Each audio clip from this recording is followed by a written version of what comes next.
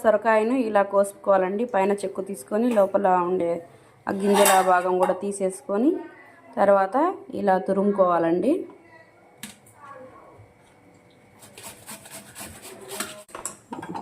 ముందుగా బాండ్లీ పెట్టుకొని స్టవ్ వెలిగించుకోవాలా.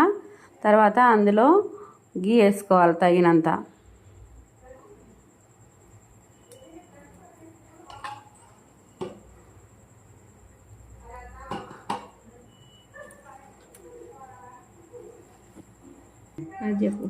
గీ వేడైనాక ముందుగా తురుము పెట్టుకున్న ఈ సొరకాయ తురుము అందులో వేసుకొని వేయించుకోవాలి.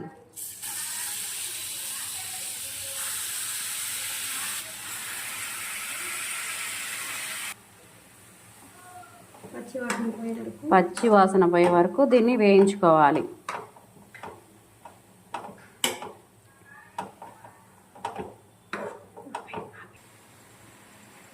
ఇక్కడ ఈ సొరకాయ తురుము వేగేలోపు ముందుగా ఇంకొక మందం ఎక్కువ ఉన్న గిన్నె తీసుకొని అందులో పాలు పోసి మిల్క్ ఎక్కువైంది ఫుల్ క్రీమ్ మిల్క్ అనేది యాడ్ చేసుకోవాలి.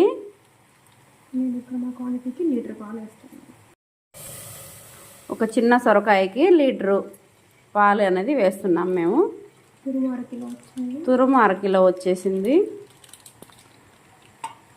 ఇలా ఇది వేగేసరికి మనం పాలు అనేది బాగా కాంచుకోవాలండి. అడుగు మందం అనేది గిన్నె అడుగు ఎక్కువగా ఉండాలి.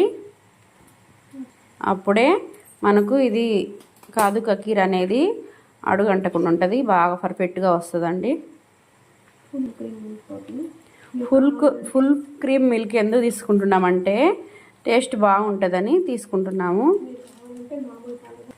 మీకు కావాలంటే మామూలు పాలైనా తీసుకోవచ్చు. ఈ సొరకాయ తురుము అనేది వేగుతూ ఉంటుంది. ఇక్కడ milk condenser milk full cream milk అనేది అవి కూడా మరుగుతుంటాయి. ఈలోపు మనము జీడిపప్పు బాదం పప్పు అనేది ముక్కలు ముక్కలుగా కట్ చేసుకోవాలండి. ఈ సొరకాయ తురుము అనేది పచ్చివాసన పోయి వేగిన తర్వాత ఒక 1/2 కప్పు వాటర్ అనేది వేసుకోవాలండి ఉడకడానికి. ఇది ముందుగా సబ్బు బియ్యాన్ని 20 నిమిషాల పాటు నానబెట్టుకోవాలండి. వేగుతున్న దాంట్లో ముందుగా 20 నిమిషాల ముందు నానబెట్టుకున్న సగ్గు బియ్యం అనేది యాడ్ చేసుకుందామండి. ఇవి సగ్గు బియ్యం కూడా ఉడకాలన్నమాట.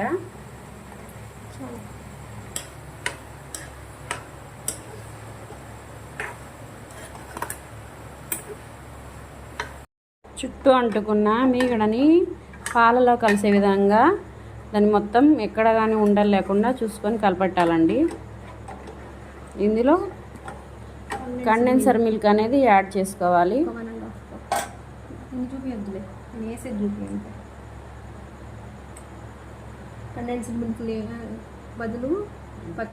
కండెన్సర్ మిల్క్ బదులు పచ్చికోవా వేసుకున్నా కూడా సరిపోతుందండి. ఇవేవి అందుబాటులో లేని వాళ్ళు చక్కెర అయినా వేసుకోవచ్చు. ఇందులోకి చాలా తక్కువ అంటే తక్కువ చిటికెడంతా ఫుడ్ కలర్ అనేది యాడ్ చేసుకోవాలండి.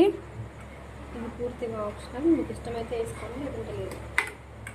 ఇది అనేది పూర్తిగా ఆప్షనల్ అండి. మీకు ఇష్టమైతే వేసుకోండి, లేదంటే స్కిప్ చేసేయచ్చు. ఇప్పుడు ఇందులోకి మనం ముందుగా కట్ చేసి పెట్టుకున్న జీడిపప్పు బాదం పప్పు ముక్కల్ని వేసుకుందామండి. ఇందులోకి ఇష్టమైన వారు పుచ్చుపప్పు కూడా వేసుకోవచ్చండి. ఇది ఆప్షనల్ మాత్రమే. మా ఇంట్లో అందరు ఇష్టపడతారు కాబట్టి వేసాము. ఇప్పుడు ఈ కాదు కకీర్ అనేది రెడీ అయిందండి. దీన్ని సర్వ్ చేసుకొని తినడం అన్నమాట. తర్వాత పిల్లలకి టేస్ట్ చూపించి ఎలా ఉందో చెప్తాం. Thank you.